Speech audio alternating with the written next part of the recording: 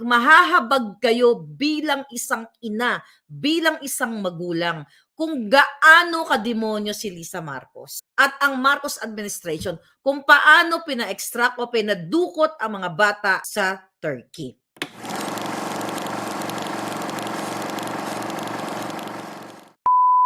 Last year, kung saan inilabas ko sa inyo ang pakikipagsabuatan ni Liza Araneta Marcos sa asawa ni Teddy Boy Locsin Jr.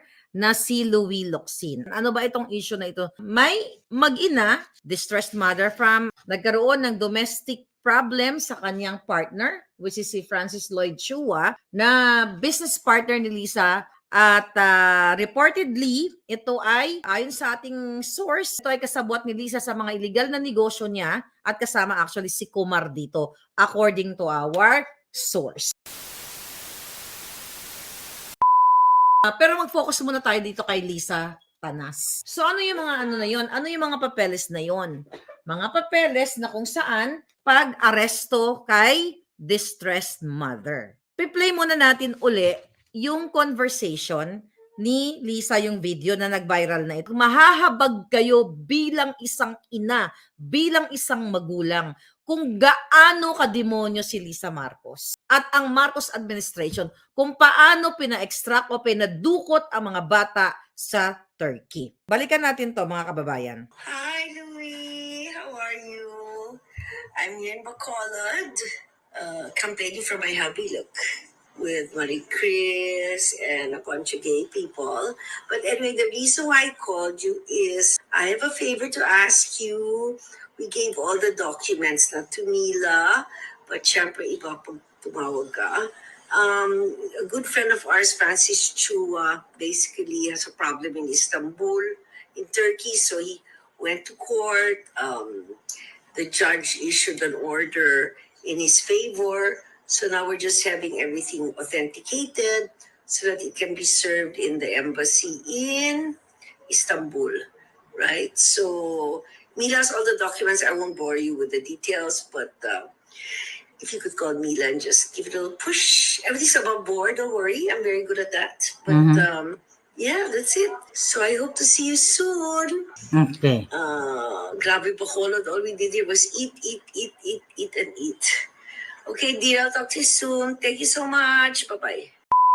So that was February 23 message. Okay, na nakikipagsabuatan siya sa asawa ng DFA secretary nung panahon na yan. Okay, that was February 23 ang message na yan. Ito po yan, pinrint out ko. Ayan yung conversation nila. Ano yung ibig niyang sabihin? For sure, narinig yun na kasi ilang beses natin pinarinig yung boses ng Jejemonyo. Kinasuhan nila si distressed mother ng large-scale illegal recruitment, okay, si distressed mother, at estafa, fabricated crime. Yung sinasabi ni Liza kanina sa kanyang video na everything is ayos na yung mga papeles at kailangan niya ng push, mga kababayan. So ngayon, ito na ngayon ang issue niyan. Sa makatuwid, itong kaso na sinasabi ni Liza na may order na yung court, okay, na pumabor kay Francis Lloyd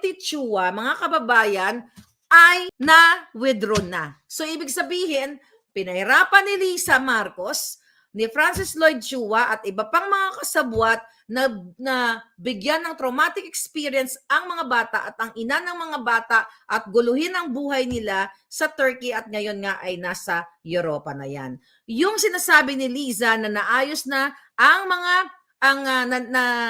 na pumabor kay Francis Lloyd Chua na business partner niya sa kanyang mga illegal na negosyo sa loob ng gobyerno, according to our source na nagbigay din ng mga dokumento sa atin, mga kababayan, eto. Ito yung mga kaso. First, ito na nga, noong July, so ito yung sinasabi niyang alias warrant of arrest na na-withdraw na. This was dated, mga kababayan, okay, ang date nito is July 27, 2022. Ano niya? Ano yung charge sa kanya? Large scale illegal recruitment. Isa. Then, Hindi pa nakontento dahil presidente na si Lisa Tanas dito at si Bangag, July 12, mga kababayan, ay pinakancel nila ang passport ni distressed mother dahil sa mga fabricated crime na ginawa nila. Noong June 28, 2022, unang final nila actually ang pagpa-cancel ng pasaporte ni distressed mother. So, sino-sino mga nagkasabwat dito? Number 1, si Liza. Dahil narinig nyo yun naman, yung video, nag-viral na yan ng bonggang-bongga, na nagpatulong siya sa asawa ni Teddy Boy Locsin na si Louie. Okay? Imagine mo kung sino-sino nakipagsabuatan, DFA. Dahil si Lisa ang mastermind ng pagdukot o pag-extract dito sa mga bata sa Turkey. Gusto ko lang sa inyo i-present sino-sino ang ahensya ng gobyerno ang nakipagsabuatan kay Liza. Okay? DOJ, andyan si Remulla. DFA, Department of Justice. RTC, okay, Regional Trial Court. Department of Foreign Affairs. Ang kinuwento sa atin ng distressed mother, according to our source, na binasa natin, I think pinost ko ba yun or binasa ko sa inyo mga palangga. Sinasabi niya dun sa sulat na siya ay former partner ni Francis Lloyd T. Chua. So dun sa dun sa video na yon, dun sa message na yon na pinorward sa atin ng ating source, na according to our source galing sa distressed mother, na totoo na umalis siya ng Pilipinas noong 2021. At based sa batas natin, ipiniliwanag niya, batas ng Pilipinas, na siya ang katangi-tanging may authority or may custody sa kanyang 4 na anak na minor de edad. Kasi hindi siya kasal kay Francis Lloyd T. Chua.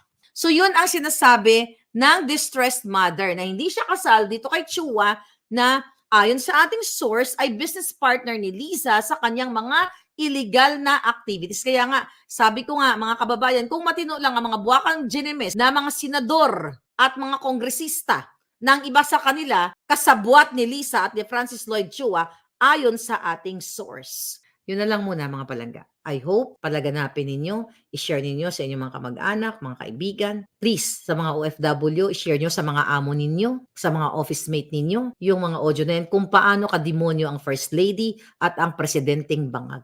Please, kung may mga kaibigan kayong mga journalists sa inyong mga bayan, kung sa Canada, Europa, kung saan man kayo, i-share ninyo. Pagtulungan natin to. Lahat ng pwede nyo i-share. Pero lalo na ito at ang pulboronic ni Kuting, yan ang i-share ninyo. For sure, ang mga boss ninyo, may mga kakilala yan, may mga connection yan. Please, let's do that.